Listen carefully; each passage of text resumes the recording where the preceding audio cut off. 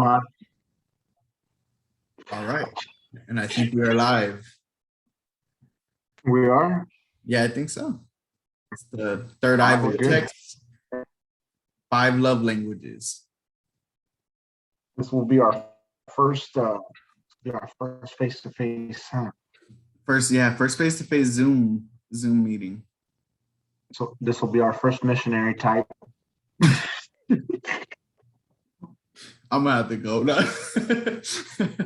We're gonna have to restart that again. All right. What did you? I don't know. First of all, what did you think of the whole book? I think it has. I think it's fucking interesting for sure because I think the ideas that he brings up is stuff that like seems basic and feels like common sense almost, but I don't think any of us look at it in that light, you know. Yeah. I definitely have things that I don't like about it, but I think we can talk about that later. But I think like breaking it down into 5 subjects is smart because it simplifies it for us, and it does make us think about caring for someone in the way that we usually don't think of. I don't usually say love because love is a weird word for me, but Yeah, for someone in their like needed way. Exactly, and it makes them feel some type of way. Right. Yeah, like because I was thinking like just like the acts of service, like it's very classic, like when you think of like a 50s white couple relationship, you know, like the woman cooking and cleaning and doing all that stuff. It's that type of mentality, but in all reality, exactly. Yeah. Stuff like yeah, it's very I don't want to say it's like super old school, but I feel like a lot of the ideas are based around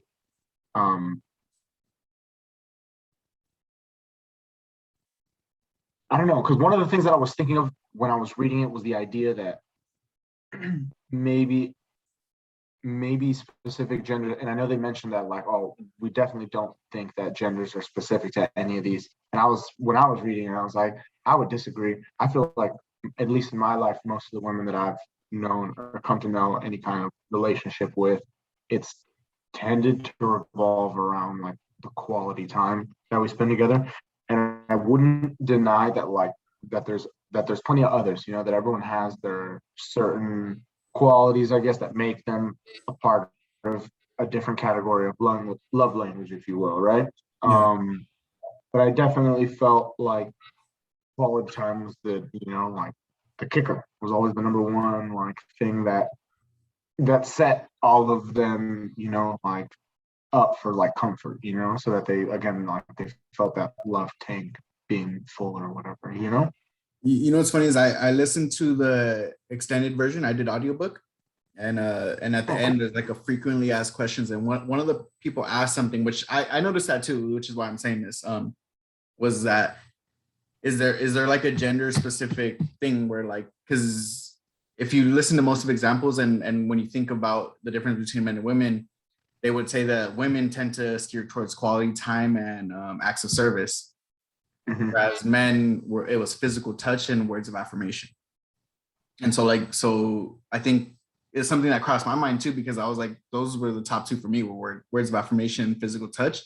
And then when I was thinking about like most women, it's usually like quality time, like you're saying, or acts of service.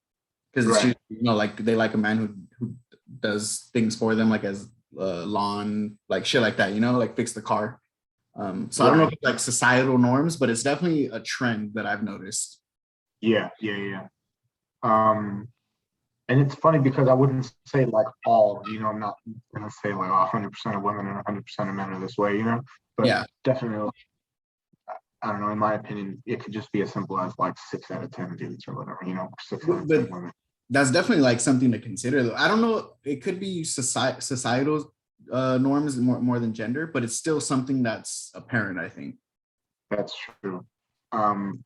It's interesting having looked at this book after after trying at least my best to understand like the idea of hierarchy competitions, because of what I've read from or what I've watched in like different what are they? They're like cool episodes, I guess, if you will, of like of just like understanding why the hierarchies are important to any of us, right, or to humans specifically.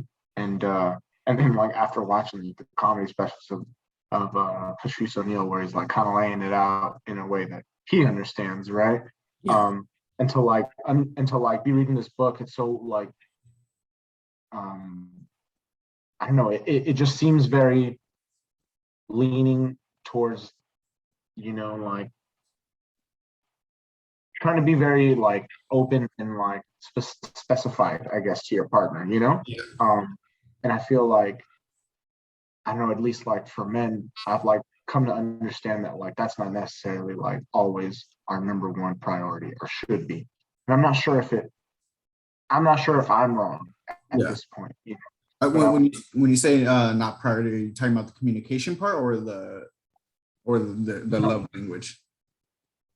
the like I don't know, because like how much time you spend or how much time you invest towards your relationship, right? And how much time you spend caring for it and all that is dependent on how important your relationship is to you, type of thing. Does that make sense? Yeah. So Yeah.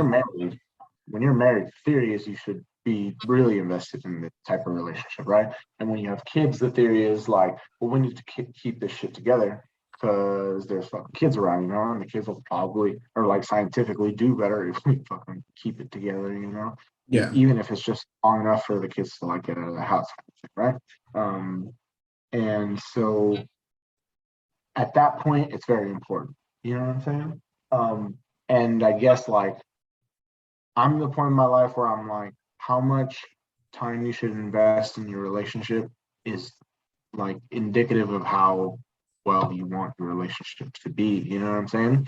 And Yeah. so like for me, it's like the love languages are far more important, like towards my family and understanding my family members kind of thing. Yeah. Does that make sense? So As like opposed to like, I think in a sense, it sounds like you're just at this time not looking for a relationship like that. right, or maybe like the investment time. Yeah, well, You know what I'm because I saying? mean, all relationships are like that, unless it's like a friends with benefits type of situation, which is Right. hard to maintain because obviously feelings get attached regardless. Yep. But I think that's what it sounds like to me from my end because it's just kind of like you're focused on yourself and your family right now. Yeah. And like so, because relationships is investment, and it's time, and it's a lot of shit that you got to put up with. It's a lot of shit they got to put up with, and it's changing your personality and infatuation, which learning, is a bitch. learning personalities, if you will, like Yeah, with the dude. languages, right? Yeah, and infatuation is a bitch, dude. We get so fucking like, oh, man, like I don't know. It's just you just start thinking about one thing. And I think we joke around about that, but it's like it's a male instinct to have that like craving. Right. I remember when we were driving back from Ensenada, one of the things that I was kind of talking out loud, but one of the things that I was like really thinking about was the idea that love is a choice, and right, or like we're generally with most of the people, right? Like, because after that infatuation period, you're talking about love is a choice, right? And Mhm. love is a choice, and sex is an instinct.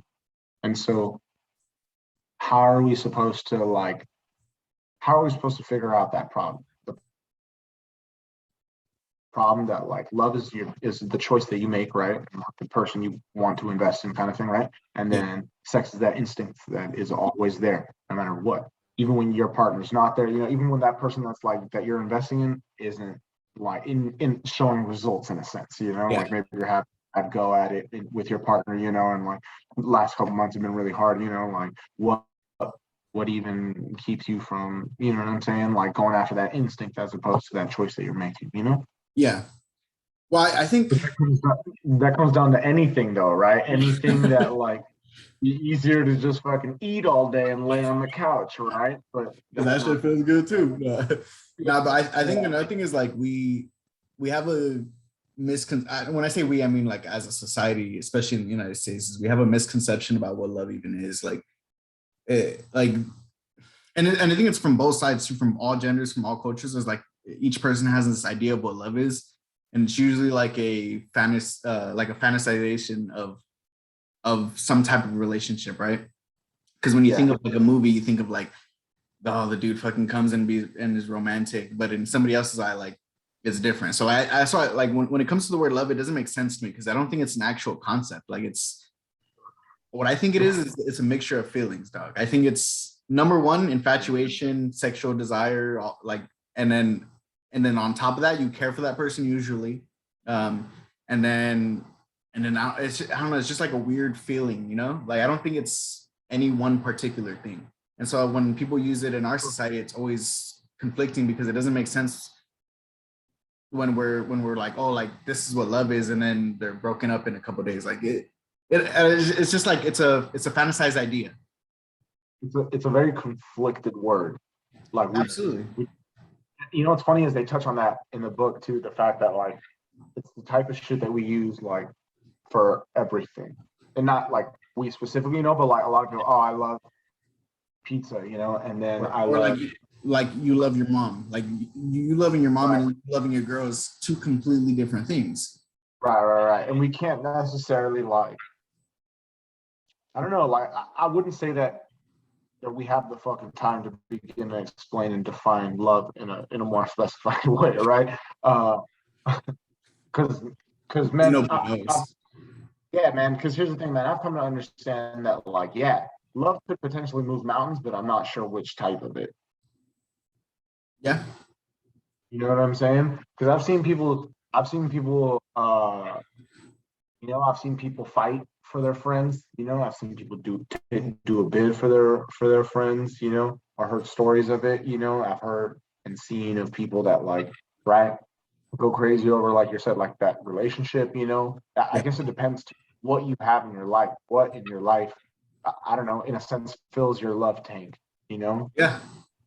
what truly fills it. You know, because we all have like things that can temporarily give you the like sense of it, right? Like you're like, oh, I'm good right now, you know, because you're on heroin or whatever, you know, and like that doesn't mean you're fucking good, you know. That just Yeah. means that like in It's that like a moment, blinder.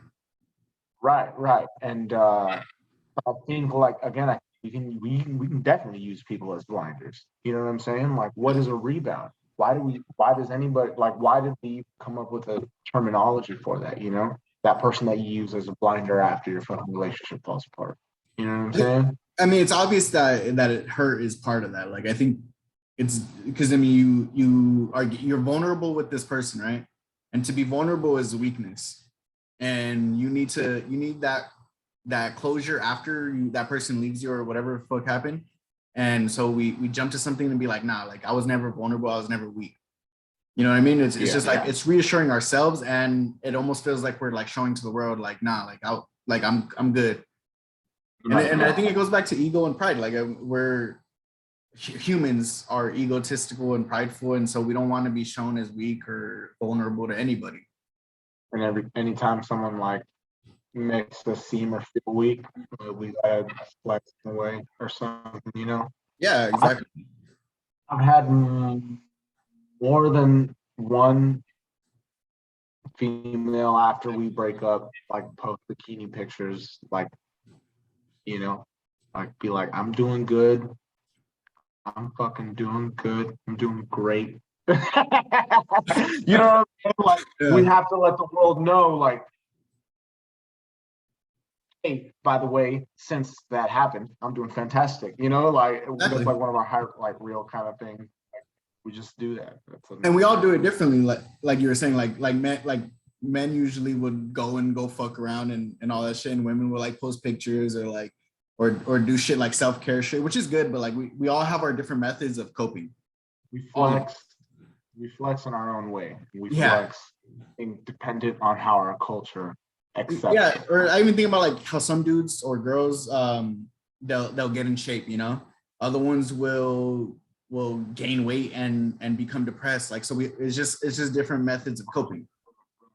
Yeah, and we all. I mean, I don't know, man. Do you think those methods of coping must go back to fucking since we're kids, obviously, right? Like you don't like suddenly learn to start eating Yeah. once that traumatic thing happens to you. That's like that was already one of the coping I, methods, I, I would argue that possibly. it You goes know? back even further, like ancestral cellular ties. Like it is something that's just like I just read this book. I just read this book called Karma, and he talks about how more memory is stored in every being of like our cells, our soul. Like it's stored from the beginning of time, and then the process it got to us. And so like I'm thinking like that's why we're also in like unique because we're a different mixture of histories and memory.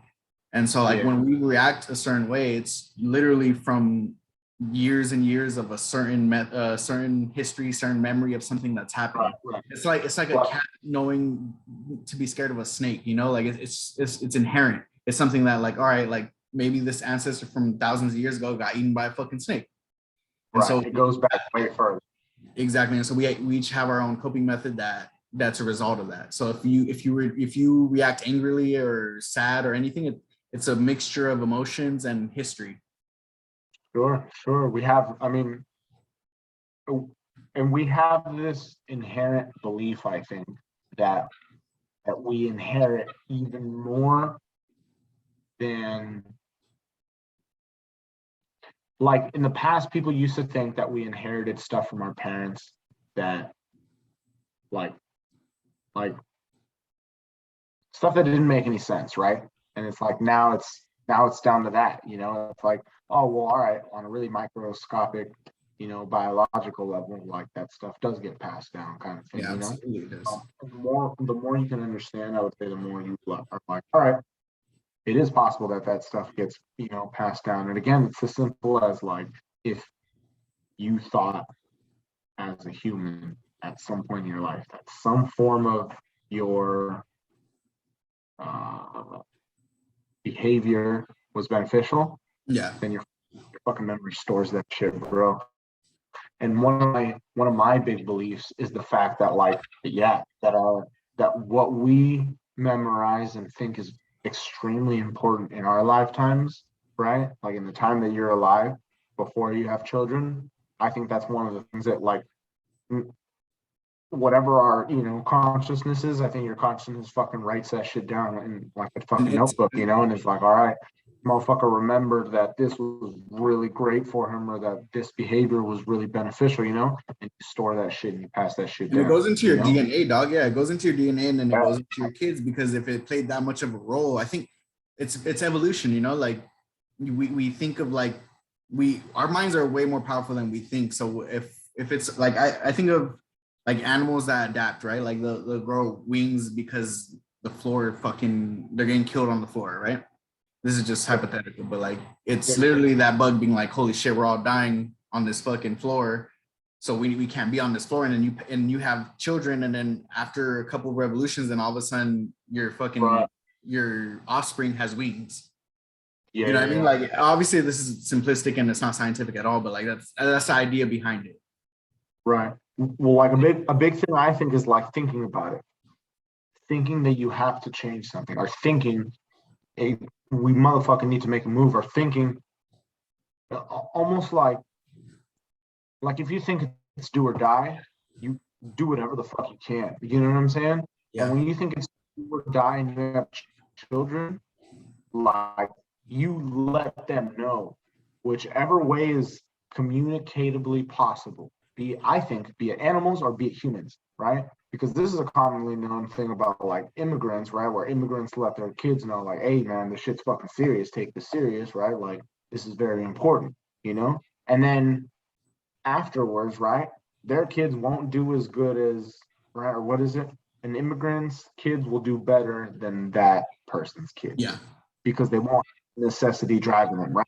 And if necessity is not driving you, that's like your parents let you know that, let you know that necessity is driving you, you know? And I think that, like, again, I think other animals can do that too, you know? They're like, hey, muff, you need to start finding this other kind of food, you know? And like, as an animal, you're like, all right, man, whatever it is, man, got to start finding this other colored food or whatever, you know, because Yeah, exactly. shit's serious. I'm like, and I assume animals struggle just like we do or whatever, you know. And imagine being an animal that didn't eat a lot when it was young, you know. It motherfucking, you know, is desperate and it tells its kids like, hey, yeah, focus on fucking finding that food, man, because Yeah. shit's hard out here, you know. And again, I don't know. I think we're just more complex versions of that. I think our parents can let us know those deep and complex issues of, hey, man, you need to get started. at a younger age, even, or you need to get the value and understand the value of work because X, Y, you know, like at a really young age, we grow up with that at like a young age. There's that understanding of, like the necessity aspect of it, And I think that's again a more complex version or more like verbally explainable version of what must happen on a biological level. So we must be able to pass on those things that we think about that were important, like, Well, oh, like, it's essentially storytelling, like it's something that's been part of human history since the beginning of time. It's I think what it's doing is like we're sitting and telling our offspring or our community something that you learned through your experience, whether through like, I mean, a lot of times it's through fiction tales too. Like, I mean, you think of like the Bible and any type of tribal story, it's usually fiction, but there's a message behind it. And I think what they're doing is they're reaffirming experiences and memories that you may have even from just your cellular level, and just reaffirming it through storytelling and being like, this is why we do this, and this is why this has to change or this has to stay. Like, you know what I mean? And so it's just literally we're just passing on survival techniques to our offspring. right. Well, and another thing too is we don't necessarily understand consciousness, man. No, You know, and that's really, if you really think about it, that's what we're passing on. We pass on consciousness. You know what I'm saying? Like your parent gives birth to you, they pass on a consciousness to you. And then you start growing up with it and they develop your consciousness, and your unconscious without you even knowing. And I don't know, take another example where like somebody gives birth to you, right? And somebody else raises you. Who gives you the consciousness? You know what I'm saying? Because one person gives birth to you and the other person feeds your consciousness maybe for 10, 20 years.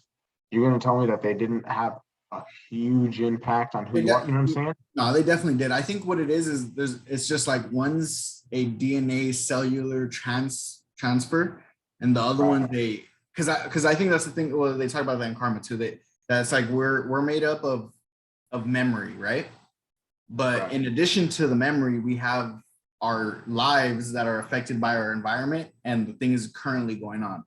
So like we start off as this ball of life, right? You're a little baby and being raised by someone that's not your biological mother. You're taking in that information and it's combining with your biological mother's DNA. And so you're just becoming a bigger ball of memory. And so like we react differently. Like, so this kid is going to react differently compared to that if that lady had another kid and raised her herself. You know what I mean? It's two completely different lifestyles. Yeah. And they're going to have some similarities because they do share DNA, but they have different, they were raised by different parents. So they're going to have completely different personalities, lifestyles, but there's going to be those little subtle similarities that they're going to have from ancestral memory. Going to like the subject of people who are born in different areas from different areas and then raised, right? Yeah.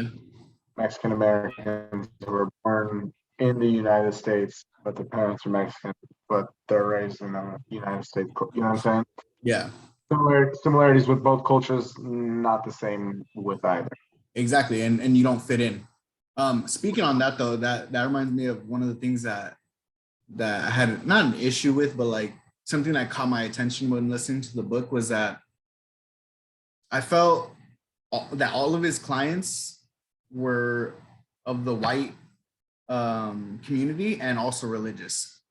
So I think I'm not saying that what he's saying isn't applicable, like, because I think a lot of his stuff is applicable across races, across genders, across religion. But the fact, like, his storytelling and his clientele was very not diverse, and so it was hard to relate to a lot of it. And I think it plays a role because I think it is different when you see an African American community or Latino community or even like across the ocean onto like the more foreign countries to us. There's those subtle differences that do play a role in what love is, Even our cultures. I mean, our cultures and our I don't know, like our home countries won't necessarily determine everything, but like you were saying earlier, like your genetic makeup will make up a certain part of your personality, and then after that, right, the culture around you will make up the rest of it, right? Yep. And yeah, right. I mean, just all those things come into play, and it just ends up creating the person that we end up putting out into the world, right? And we just kind of have to like not deal with it, but the world kind of just ends up having to deal with us in a sense, right? Um, How do you think it changes though? Like, so like the idea of the 5 love languages, do you think that like across cultures there's different languages, or do you think it's just the way that it's shown? So like in a, so you think of like acts of service, right? So let's just say in a Mexican community, like when I think of a traditional Mexican mom, I think of like the one that's slaving away in the kitchen and raising all the kids. But let's say like right. let's say Very active hypothetically service in a type. white community, that's different, you know? Yeah. So like Yeah. I don't know if it, No, yeah. finish up, my bad. What was that? Finish up, my bad. Oh yeah. So I don't know if it's a complete separate language or if it's the same language but type like dialect, like he's saying, but it just seems like out of touch with the most of the community that I know when I read his book or when I listened to it. Yeah. Yeah, I remember, I don't know if this was in the book or if I read this somewhere else, but I remember someone mentioning that that perhaps the love language could change over time, right? And so like perhaps the idea that like and for me, what I was one of the things that I was thinking about was like, man, when you're economically like fucking depressed, right? Like when you're just like not in the best economical state, right? Like uh not gift giving in particular, right? But like acts of service in the sense of like taking care of all of those things Yeah. must be fucking huge, like where you don't have to worry about finances or whatever. Like, oh shit, man, that's something that I can't even fucking do, right? Like, that's got Yeah. to be huge. Or maybe like again, like in some kind of circumstance where it's like everyone's always busy with work or some shit, and it's Yeah. like someone like gives the time of day, right, half hour a day to spend time with you. It's For like quality suddenly that time. person's a fucking valuable. And again, like it'll usually come about because of what you're missing. You know what I'm Yeah. So, saying? so is it like you think it's more of like the lack of that makes us It's, crave something?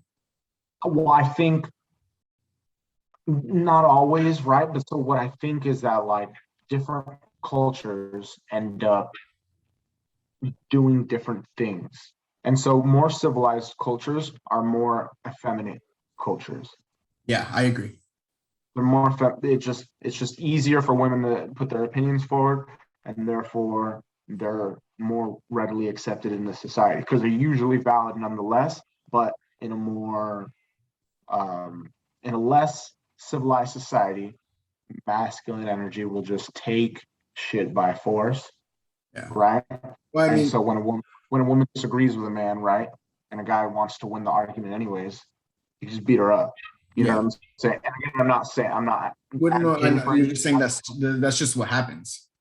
Right, and because I'm just thinking about like in Mexico, right, or in Peru, right? I remember when we were seeing that museum of it was Torture. basically like a feminism museum, right, where they talk about like all the fucking shit that goes on because either police officers don't believe them, or they don't give a fuck, or the men in their lives are more likely to be told by the police officers, than something to be done about it. You know what I'm saying? Like, and so that's third world shit, that's uncivilized country type of shit that happens in Mexico all the time. And my dad has mentioned it too. He's like, man, in all kinds of circumstances, right? A guy will impregnate a woman that he doesn't want to have his child or doesn't want to have to deal with, right? Just kills her.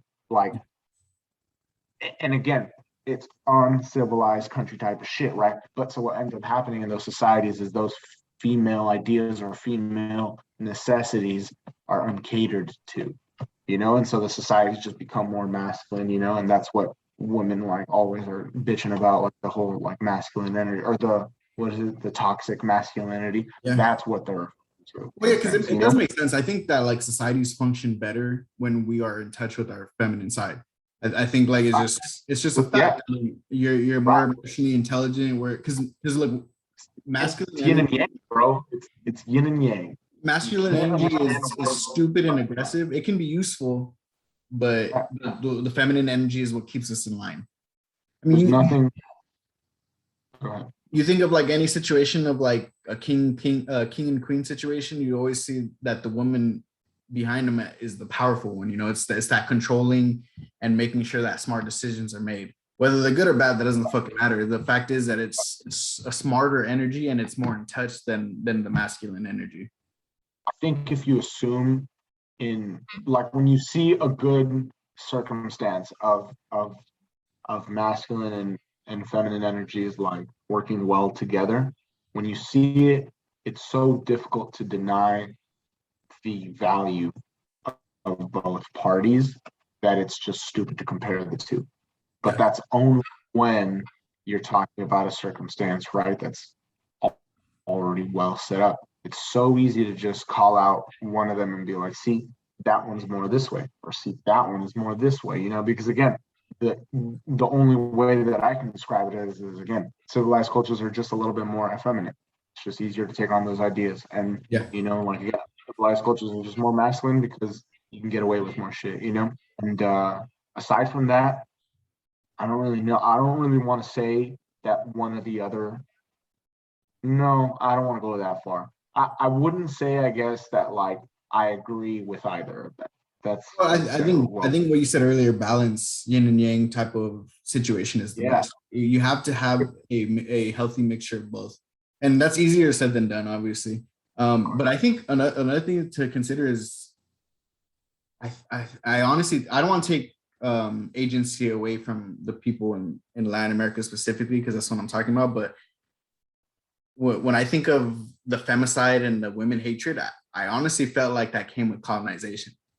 Because what I've read from indigenous history was that the women were well respected in the communities, and then when Spain took over, it had a very masculine energy, you know, and rightfully so. I mean, Spain had just gotten out of war with the Moors and went through brutal wars to win back their country, and then they came over to the indigenous people and fucked them up. And when you intermix that energy, the masculinity took over, and that's what is tainted all over Latin America. You and I will always agree on the fact that, you know, the problems on this side of the continent only started with the arrival of Europeans. And what's funny, man, is like it's possible the Vikings were there first and didn't ruin a bunch of shit. Yeah. And I don't know, but that's what I've been able to come to understand from that. And but yeah, colonization was really like one of that. But and here's another thing too. Recently, and here's like I don't know, man, because recently I've been like, man, everything happens for a reason, and not like in a cliche type of way, like man, very specific, you know. And I remember reading constantly about like the nuances in the story, right? Like somebody was gonna come back right at this time, right? He's gonna be white, he's bearded, and he's gonna have like silver suits, you know. Because it was different. They had different stories across the Americas too, like the Viracocha in South America, and then Quetzalcoatl in Mexico. Right. And the idea was that they were like that they came from the ocean, you know, like that they came over. Like that's a lot of different stories. And again, we've had to piece together different things from different communities at this point, right? But I think what I've come to understand is like, man, we, in a sense, did justice by keeping the balance, right? And maybe that's why our culture was given the opportunity to advance for so long, right? And what happens with most cultures that create something dope is that you'll almost always have something come along or some people come along that take, for egotistical reasons, you know? And so one of the things that I've sat and meditated a lot on is the idea of the human sacrifices and what were we doing, right? And the idea that maybe like we were doing things wrong at the point in which we were conquered, right? Because just before that colonization, right, the Aztecs were going west and fighting the Purépecha and Michoacán. Yeah. And so it was like, and I remember when I was reading about it, it was like they were at war, but with them, like they were at war with Aztec, right? Like it was Aztecs versus, right? It wasn't Aztecs versus Aztecs, but they were smaller communities that the Aztecs were never able to take over completely. Like I think one of them was like Tlaxcala, which was like tortilla people pretty much, and then the Chichimeca were one of them. Yeah. So it was just like small communities that That were rough, when tough Spaniards themselves. came over, Aztecs were never able to take them over. So they were strong forces, but they were small. And when Spain came over, they were essentially, yeah, they were essentially the reason why they were strong enough to overtake the capital. So if you were to think about it, if you will, from the perspective of those tribes, right? Yeah. It's kind of a no-brainer. If you think about it from their perspective, what I'm saying is like the whole fucking thing ends up making sense. Yeah. You know? Like that God did come back, Quetzalcoatl did come back and did, Well, Viracocha did come here's the back. thing. Here's the thing about that. I don't think, because that almost seems gullible, and I feel like they weren't gullible. What I think happened is that they seen this as an opportunity, and you sell it to your people as this is a god, right? Because they won't believe that this guy's a god without your say. And so you telling them that this is a god is gonna amp them up and be willing to go to war. And so I think the leaders of these small communities were like, yeah, let's fucking do this. And then we'll fuck over these new people, whoever the fuck they are. And it didn't work out that way. That's honestly what I think it was. Because I mean, you got to think about it. It's advantageous to see this people come with new weaponry and just, you know what, like I'm gonna use this to my advantage and take over the people that have been trying to kill me for years. Yeah, I guess look, the more overarching theme, I guess, that I'm thinking is like, look, that we were doing shit wrong, right? Like if we were killing thousands of people for ceremonies, Yeah, then we were making a mistake. absolutely. Right? If we were going, if we were going to war unnecessarily still, and again, more for like tribute than for unification, then we were doing shit wrong. If we were, do you know what I'm saying? Like where I like am like kind of getting to, I'm like, Yeah. look, it's not that we are all off. It's not that we deserve to have our codexes burned. You know what I'm saying? That's not where I'm getting at. Where I'm getting at is it seems like for the longest, maybe we were right, that like that source, whatever they believed in, right? When they were able to microdose in the forests or have big trips in the forest, whatever they believed in, right? That greater power, that they communicated with or were able to like see value in. I think that that thing was served and respected correctly to a certain extent. And then again, I think at some point we fell out of favor of it. It's the same as now. I mean, plenty of people are religious in a sense, but not necessarily actually like they don't follow the code, if you will, just go to church on Sunday and then they hang out with friends who are all of the same religion, and then that one person that says like, oh, hey, we should actually do this because this is what the religion actually says. Oh, brother, It's all interpretation anyways. right. And so what I'm thinking is like maybe we maybe we fell out of favor with that thing. Maybe we stopped doing whatever it was that we did in order to connect with it, right? Be it big ceremonies at the solstices, or if it was trips, depending on or physical or mental, and to come to understand that, right? And I think at some point, again, I think at some point the leaders must have fell out of that, and the leaders were no longer maybe understanding, I guess, that, like what that source wanted us to be doing, and I think again, like it's unfortunate, but I feel like this whole thing is, like everything happens for a reason type of shit. It ends up being like in the future too, like we were meant almost to, like because at some point, bro, we were going to be introduced to the Western world. Yeah. How was really up to however it happened type of shit, right? But at some point, we were going to have to like mix with the new world. And the way it ended up happening was, like horrible from our perspective, if you will, but now it's happened, and now we can only move forward from there, right? Yeah. And if everything happens for a reason, man, maybe we're, like destined to fall back into favor with this thing, like maybe that's the Yeah. point of this whole, maybe that's the point of us, just, getting whipped on the back, if you will, like if an entire culture is one person from birth to death, you know what I'm saying? Yeah. Like, and we got our asses kicked for being, teenagers, maybe we were this like young child of a creation of a civilization, and we were doing shit right, and then we got into the teenage years and we wanted to be fucking rambunctious, right? And we did a bunch of shit, and then everything came back to bite us in the ass.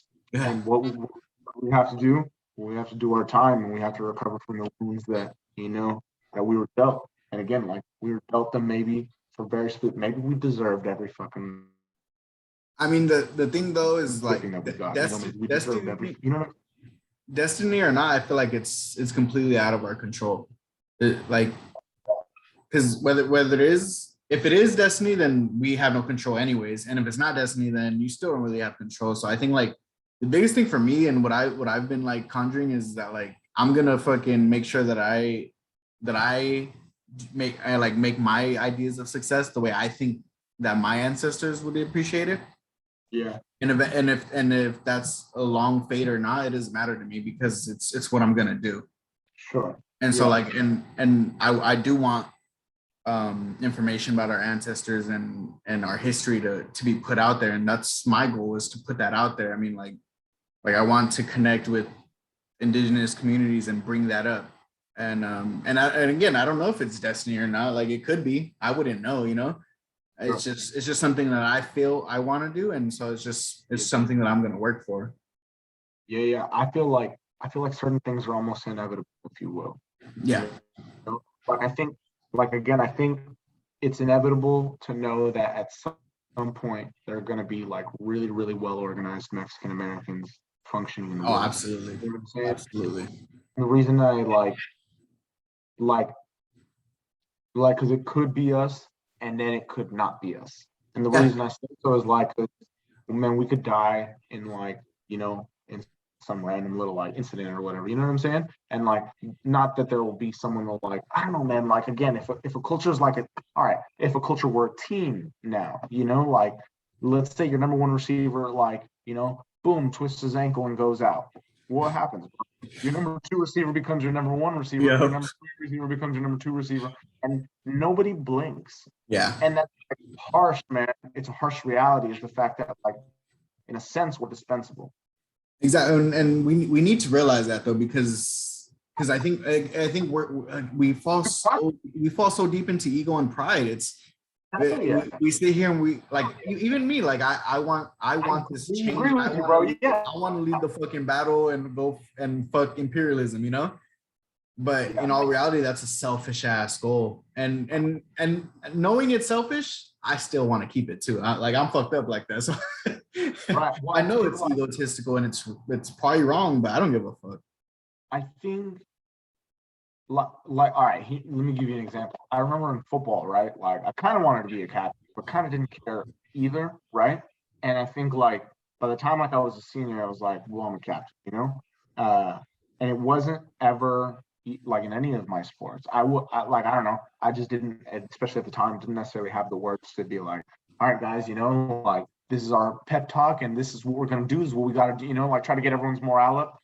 That wasn't me, but I was there to do my job, and I hope, I guess, that like anybody who like, or anyone on our team, right, who's maybe younger, I guess, and like could see that in me. It was like, all right, man, this motherfucker just shows up and does his shit, and that's it, man. And like, you don't have to talk, like, and I'm not like saying like, oh, I hope that they weren't talkative. I'm just saying like, I hope that regardless of what they were doing, they knew like, all right, man, when it's time to like do your work, you get in there and you do your work, and then like, it's funny. It's funny because when I was a captain of my football team as well, and I was the same exact way. I didn't like, it was more of like, I'm gonna do what I do and lead by example, pretty much. Like, I don't have to fucking talk to you and be like one, because there's always those one kids that are like, give the speech and all that shit. Like, nah, like what I'm gonna do is I'm gonna fucking do my job, and I'm not gonna sit there. And if you're playing around, I don't give a fuck. Like, Right. I don't know if it's the right mentality, but it was just what I had at the time. Well, I think there's a time and place for every personality to be that leader. You know what I'm saying? Like if you're that if you're that leader and you got a voice, man, like you can be so invaluable, man. You can motivate people crazy, man. You know, and so I think there's again like, and if you're that quiet leader, man, like people just they have to observe you at some point, you know, and like once they do, man, it's like what are they going to take in, you know, and like if you're a quiet leader, man, I hope that you can provide some kind of like genuine, you know, like direction, you know? And so I think at least there's a space for it everywhere, you know? And like, and I think that like the idea of like moving in a direction, I think like can be unnoticed, but not forever. You know what I'm saying? There are a lot of things in my life that I feel like I've put, you know, like a year, 2 years, 5 years work in, you know, and Yeah. it's like, man, there are trees that don't give you fruit for 5 years, you know, like that's just the name of the game, you know, like that's what time is, you know, like we motherfucking gotta pay it. It just is what it is. It's like, man, across my like microdose trips, one of the things I've like come to find and understand the most is that like two of the most powerful forces that I can conjure up or come to understand is gravity and time. And time being, you know, completely limited, right? And Yeah. gravity being, you know, like something that can potentially give more value to time, you know, like maybe you work for 40 years, right? For something that is only going to last 5 years, right? But those 5 years are so fucking worth it, you know, that you're like these 5 years are worth more than those 40 years are worth. That's why I'm going to work those 40 years worth for that 5 years worth of, you know, Yeah. because I like one of the competition. I'm of the Ahead, belief that time isn't linear, you know, like I yeah, think we put too much value on, well, and again, I got this just recently from finishing Karma, this other book I'm reading. And we put too much value on the past and the future, and we forget to live in the present. Like even if it's like, you know how when you're training for a game, like it's that short moment on Friday, but Monday to right. Thursday But you're you're looking for busting your ass. But like when I remember being in practice and being like, man, I wish it was fucking Friday already. I don't give a fuck about this shit. But instead of what I should have been doing is appreciating that at that time, you know, like that I was able-bodied and getting better, you know. Like I think we need to focus on the current time and appreciate the current moments. And then the futures, because the future, honestly, like I don't think we have that much control over what's gonna happen. In all sure. reality, we don't. Like like how you were saying, like the destiny thing too. Like like we don't know what's gonna happen. We can do things to try to make things happen, but Sure. it's only gonna go so far. Like so like let's say if I train my ass off and I'm about to have the best game on Friday that I know for sure, and then I get hit by a fucking car. You know, like that. This is those little things where you have no control. I did Right. everything right. I dieted. I worked out, but Yeah. I didn't know about this car right here. I think in a sense nowadays I look at life like driving a ship to a certain port, you know, Yeah. because in a sense, like I'm trying to get there, man, you know, like, and that's where I'm headed, man. You know what? Everything can happen on the way there. Um, but like without, right? Like barring any kind of accident, then I'm gonna fucking go there, you know? Yeah. And like in directional wise, because more than anything, right? Like once you hit that port, you're not going to sit there for, you know, like nobody's going to be a happy vessel just sitting at a port, you know, like the idea is you hit that port and then you, I don't know, maybe rest a little bit, right? And then set your sights on another port kind of thing, right? Because ultimately, man, that's all we're doing until we die. Yeah. We're either shooting at goals or we're chilling waiting for death, you know? And I've come to feel like shooting at a goal is a little bit better than waiting for death, you know? And Absolutely. so, I fucking agree. I you agree know, like a motherfucker. because again, like there was a point in my life, right, especially like right after college, where I was like, look, man, I'm tired of shit from it feels like everything, right? And I was like, and it seems like if any direction I run is like could be wrong, you know? Like I was like, if I start going in a direction, I'm just gonna waste time kind of thing. I was like, and I ain't got time to waste time right about now, like I need to start heading in the right direction, right? Even if it's just at a slow pace. And so like I remember like somebody was like, you just need to move, man. I was like, they're like, because you'll get a little bit of your bearings once you start moving, and like, and it's so hard when you're in a place where you're like, I can't fucking move, man. I can't fucking get out of here. I'm in a rut, or I don't want to or I don't want to move the wrong direction, And to be able to like do something even when you're there is it's pretty just like miraculous, because you really don't feel like it's gonna do anything, and you do it, and it's like, yeah, man, it just points you in the direction of doing whatever you believe right in your life. I mean, whatever port it is that you believe you're gonna fucking go towards for whatever reason, you don't need to fucking cross the Atlantic Ocean on your first time, like you could go from Florida to Cuba and it wouldn't, people do that on a motherfucking raft. You know what I'm saying? Like you can do something that you can do, kind of thing. I think honestly, to me, like after hearing that, it kind of made me think of like in comparison to a relationship, how like in a relationship you have to be vulnerable with another person. I think when you're chasing your goals, you essentially have to put yourself out there and be vulnerable and weak to society. And that's a scary fucking thought. And so that's why we don't want to chase dreams, because you're gonna say your goals on something, and then if you fail, then you're fucking like you were so out in the open and then you fail. You know what I mean? And same thing with a relationship. Like you're with this girl and you're right there being selfish as fuck. You know what I mean? Right. And I like it begs the question. It begs the question: what is it the same? Like in a relationship, are you just supposed to start like? Do you just start dating kind of thing? Is that like that answer, if you will? Yeah, I don't know. You're supposed to like try to get out there, or like start dating, because that seems really weird type of thing, doesn't it? Hey, my dad's here. Give me a sec. Yeah, he good.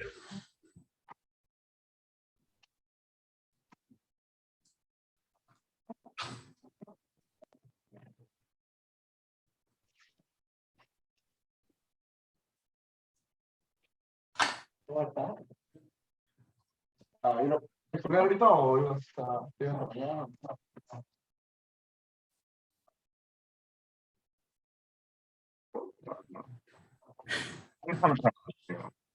Yeah. What were we talking about, bro? But I don't know that that if that means that we should get out there, handle a relationship. Yeah. All I know is that that comparison popped up in my head of being vulnerable, but I don't know necessarily what the right answer is. Like I don't know if it's good to dedicate yourself fully like that. Like I don't know, like because things are gonna fail again. All right, regardless. So here's one of the things that I've debated on for a long time. It's like, is a relationship really supposed to be a forever thing? I don't know. Like I really don't know the answer to that, right? Yeah. So goals wise, right? We're saying like, look, man, you're just heading somewhere. You're trying to get to a goal. If you get there, then you head to another goal.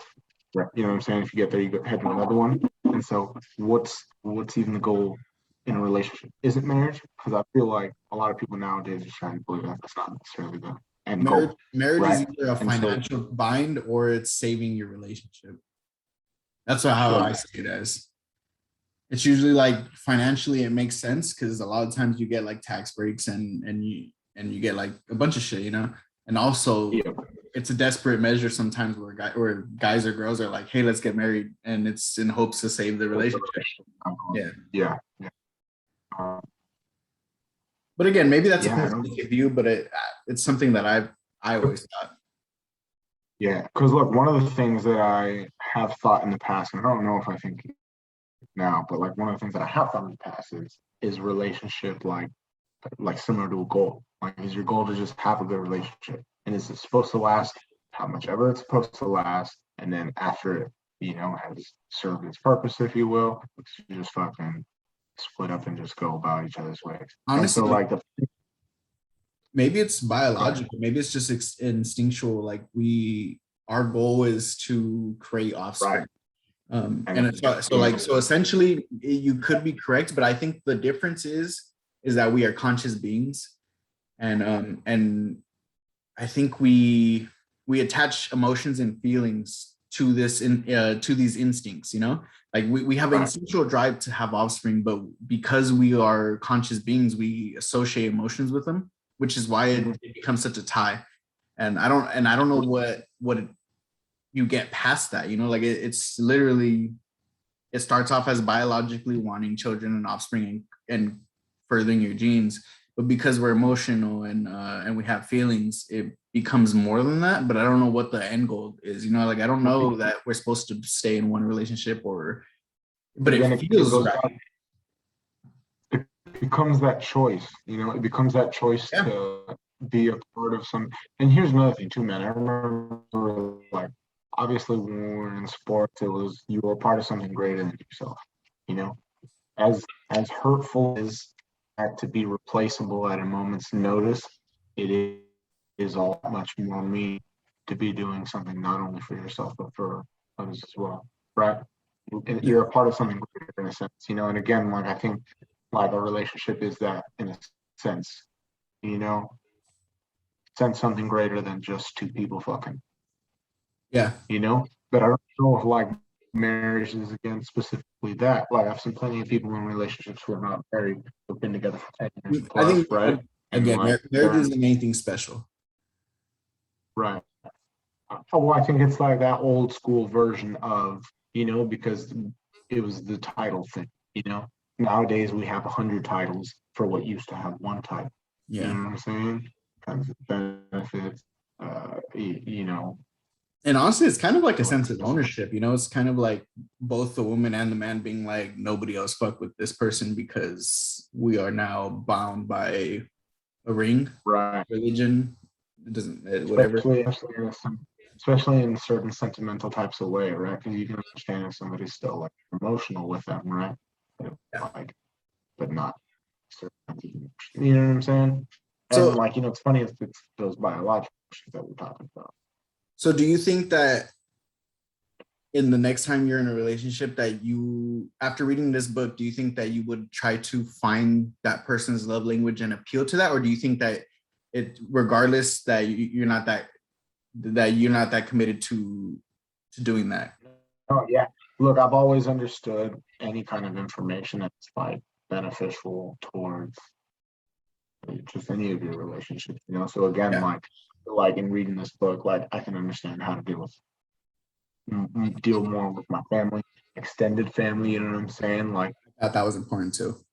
yeah, and friends, even, you know what I'm saying? Because everybody, and again, like because as a friend, man, like you can really be there for someone who, Yep. who needs it. You know what I'm saying? And it's like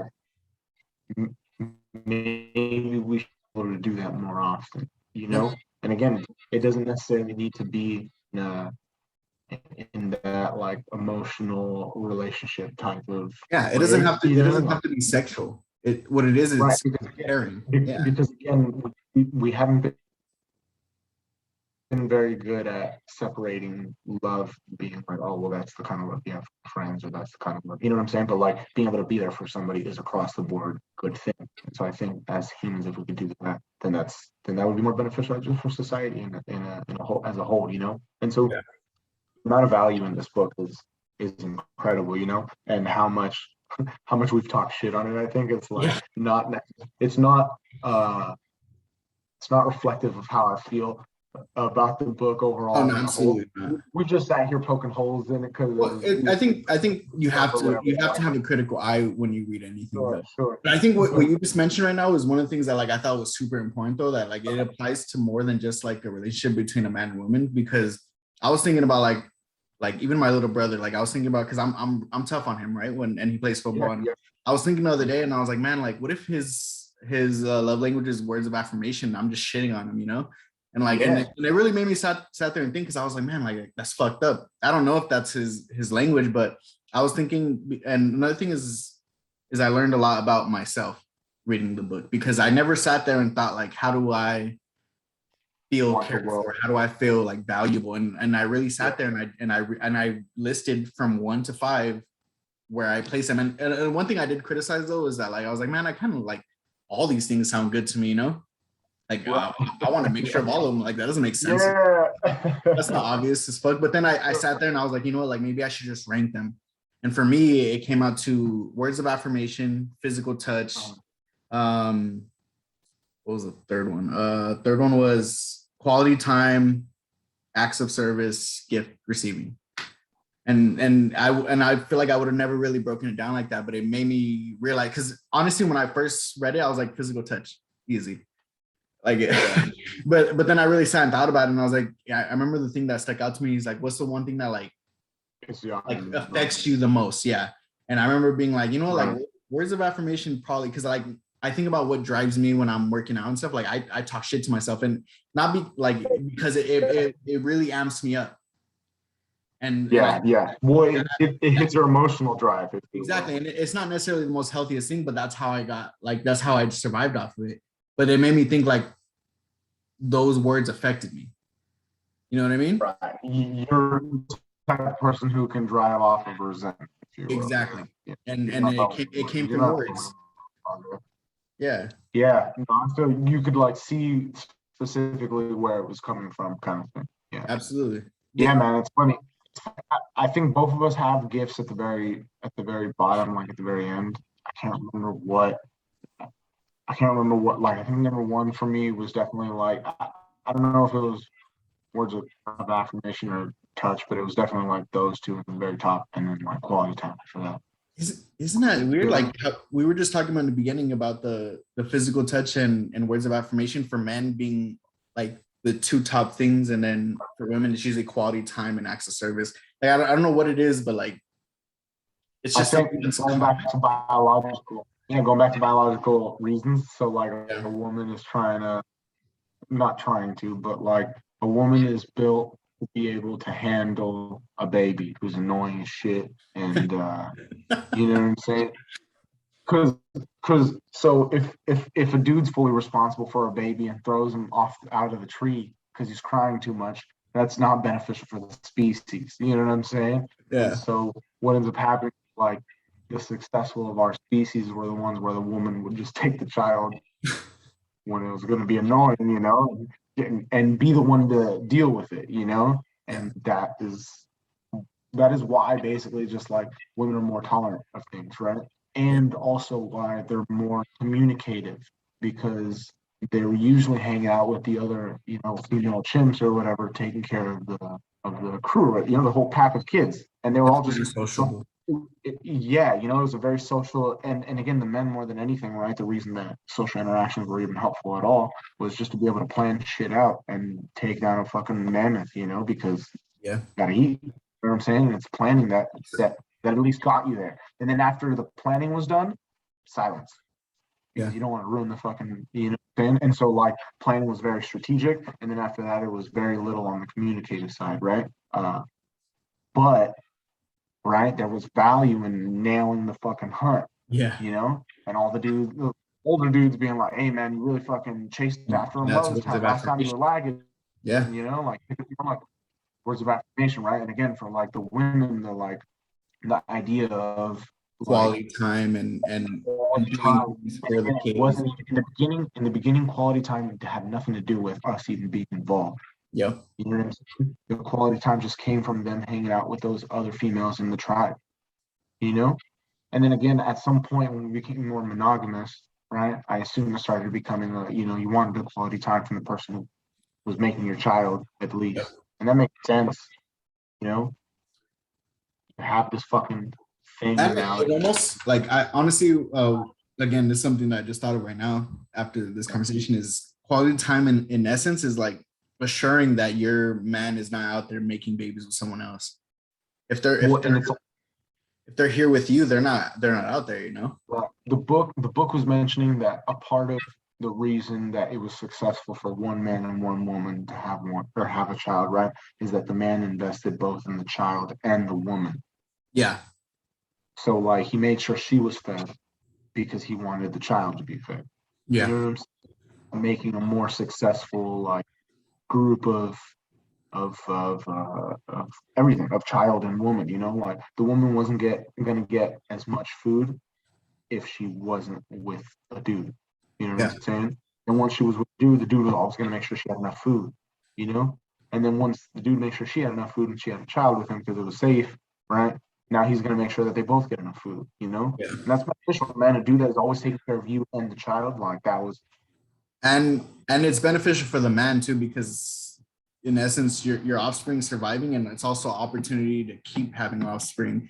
Like honestly, this is all like in a biological sense the way I'm thinking, because obviously society wise, emotionally wise, there's a lot more to it, but like in an essence, like that's where I think it's right, where a lot of the love languages derive from. Yeah, The sense of surviving. Yeah, I mean, I at least think so. For me, it's been that way.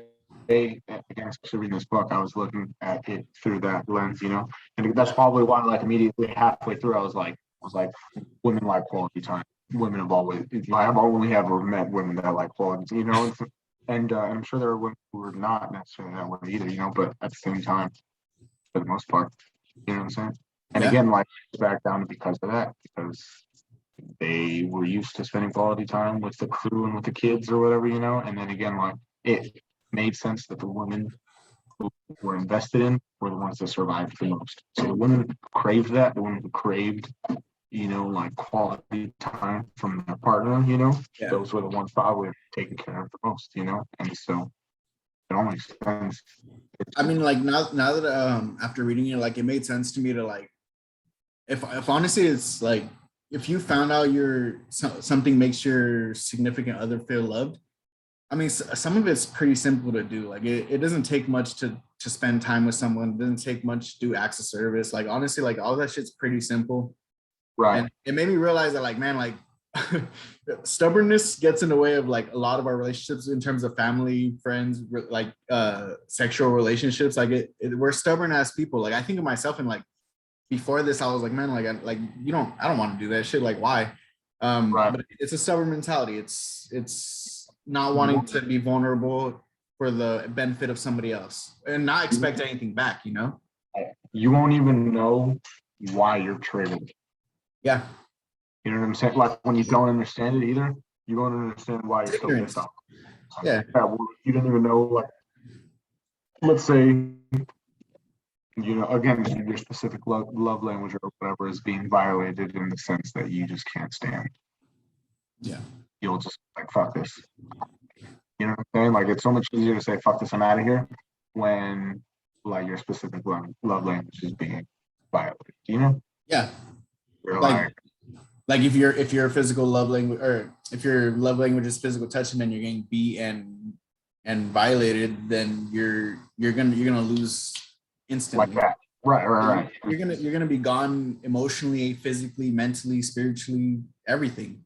Yeah. It's easy to disconnect if you. Yeah, and you know what? Now that I think about it, that's probably why there's differences in people who are in like abusive or like we react differently to things. So like somebody who's in an abusive relationship, you'll get some girls who break down completely and their life goes in a shithole. Their love language might be physical touch, but somebody else whose love language is not that, they come back stronger, or they're like, there's different reactions to these things. Right. Or again, like maybe that person, despite how horrible they are in every other aspect, maybe they're the only person that gives you that. That's also true. Yeah. You know what I'm saying? Like, back. Right. Like if it's words of affirmation, man, your whole family's quiet, dude. And like, like anybody you go, everywhere you go to work or whatever, they just, like talk shit or whatever, it's like, and every time you go back to this person, it's like, maybe they beat you, man, but then maybe they're like, oh, I'm so sorry, I hate you so much, you're the most precious thing in the world. You know what I'm saying? And it's like, that makes sense.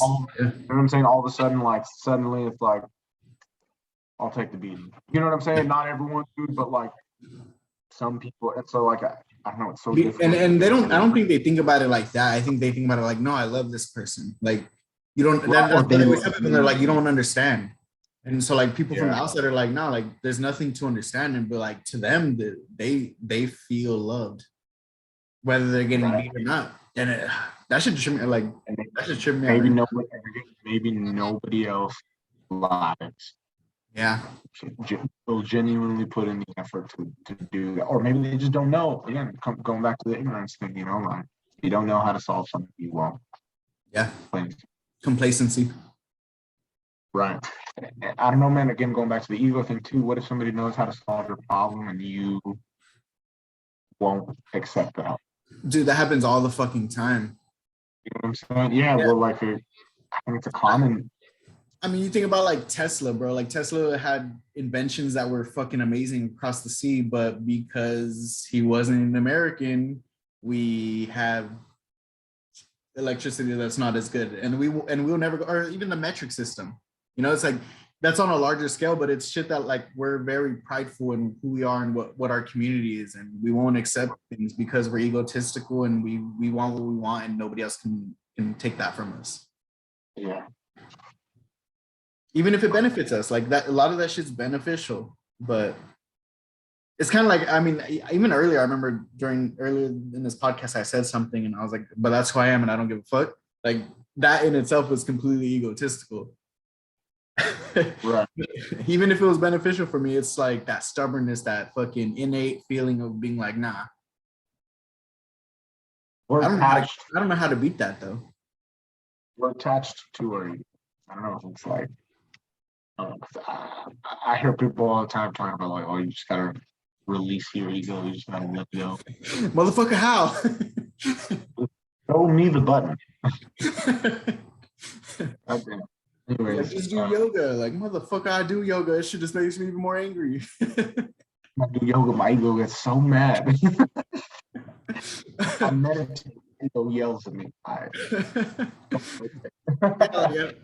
I mean, and there might not be a solution, dude. Like, right. But I think it's cool, like having these conversations though, because then I don't know, it brings insight, and even if it improves one little thing in your life, it affects. And that's why I've been liking about these books that I've been reading, because I feel like I learn little things from them. And although I might not remember everything, like I think they each play a small role in my life, and they'll become who I am. Yeah. Same thing with like even something like video games, TV, like all that shit becomes who you are. You learn shit from it, and right. You're just that type of living being. And mold you, man. Yeah, it's kind of weird. It's weird when like you get down to it. Like, wow, saw that week. Now I'm eating it. Yeah. Like that. Yeah, that's true how it works. Man, I feel like we didn't talk about this book at all. Hey, to be honest though, I feel like we do that with all the books, but that's the whole point of this shit, is that like it's not only about the book. The book is the starting point, and if you're watching this to learn about the book, then you're on the wrong fucking channel.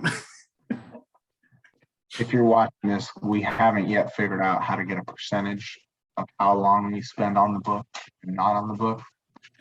But in the future, we got you with that. Click on the link up on the left. Click on these two links. We'll show you how much time we actually spent on the book. Right here. You know what's funny is I think when we first started this, we talked about like not having a script though. Like it was just kind of like, you know what, the book is something to get us talking, and then the rest is just us, because that's what it is. I mean, we're just talking. We talk shit. We talk stupid shit half the time. Half the time, I think we talk smart shit. Podcasts are way too long for anyone's good. No fuck. No fucks. Hey, we all learning. All right. So I think that's a good ending for the recording.